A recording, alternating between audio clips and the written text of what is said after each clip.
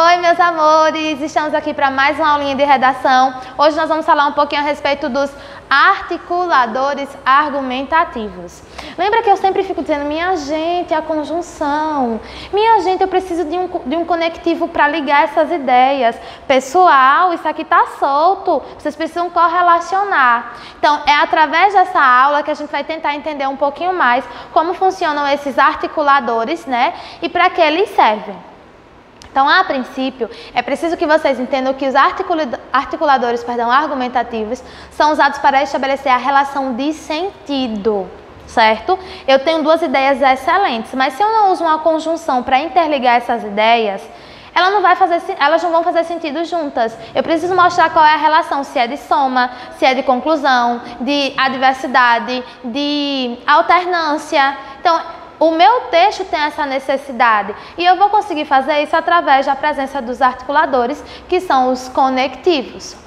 Eles podem ser somados a outros para chegar à mesma conclusão, dando ideia de soma. Então, os articuladores de soma que nós temos mais comuns são e, nem, também, além disso, não só, mas também, não apenas, tá?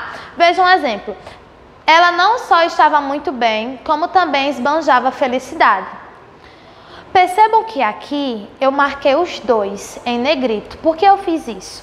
Porque observem aqui essa nota que está lá no livro de vocês. Atenção para o uso das conjunções correlatas, como é o caso de não só ou não apenas, mas também. A conjunção não só não faz sentido em uma frase separada da conjunção mas também. Lembrem-se que a conjunção mas, ela é adversativa, porém quando ela está junta com também e antes ela está com a conjunção correlata não só, ela vai ter ideia de adição, mas só vai funcionar a adição, tá gente? Prestem atenção, só vai funcionar como aditiva quando eu tiver o não só e o como também ou mais também, tá? Não esqueçam disso, beleza? O além disso, como tem aqui, conseguiu a liberdade. Além disso, muita felicidade.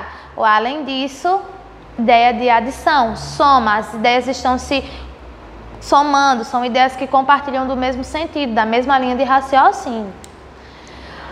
Mas, além de soma, os articuladores também podem exprimir conclusão do que foi exposto. E aí a gente vai usar os conectivos conclusivos, que são dessa forma, sendo assim, diante disso, logo, portanto, então. Vejam aqui, a vida é muito difícil, portanto, sempre é preciso lutar. O portanto indica que essa oração aqui conclui essa primeira oração, tá? Eu poderia dizer também, faz muitas produções, dessa forma, sua nota só tende a melhorar. Então, essa segunda oração conclui o que eu disse na primeira. O aluno faz muitas produções. Dessa forma, sendo assim, com isso, sua nota só tende a melhorar. Então, essa segunda oração vai concluir a primeira. Mas se eu dissesse apenas, faz muitas produções, sua nota só tende a melhorar. Eu só estou elencando orações. Eu não estou mostrando qual a relação de uma oração com a outra. E aí eu uso o conectivo para mostrar que eu estou concluindo. Com base no fato de que ele faz muitas orações, é que a nota tende a melhorar, ok? Também as conjunções também podem indicar alternância. E quando as conjunções indicarem alternância, normalmente elas vão vir em pares. Ora, ora, quer, quer, ou, nem, nem, seja, seja. Ou exemplo, ou se tem chuva e não tem sol, ou se tem sol e não tem chuva. Ora faz as atividades e não assiste às aulas, ora assiste às aulas e não faz as atividades. Observe que eu empreguei as alternativas, tá? E elas normalmente vão vir em pares, por quê? Porque elas vão indicar justamente essa alternância com base no par de conjunções, tá? Elas também podem estabelecer relação de comparação. E normalmente as que estabelecem relação de comparação vão ser apresentadas em pares, mas elas também podem ser elas podem ser apresentadas de forma simples, apesar de normalmente ser apresentadas em pares. Ou exemplo, ela é tão boa aluna quanto você. Percebam que o tão e o quanto estão indicando a comparação entre os termos. podem ser usados para explicar algo dito antes. E aí nós vamos ter as explicativas. As mais usadas são o pois e o porquê. Ó, o exemplo, porque eu te amo e não consigo me ver sem ter o seu amor por anos. Esse porquê é explicativo porque ele já está explicando, porque ele vem tentando explicar o que veio anteriormente na música. Esse aqui é um trechinho de uma música. Elas também podem apresentar as conjunções ou os articuladores conjuntivos pressupostos. Ó, o exemplo. E se me achar esquisita, respeite também. Respeite também. Até eu fui obrigada a me respeitar. Percebam que o até está dando um pressuposto, tá? Elas também são usadas para ratificar ou esclarecer algo que foi dito.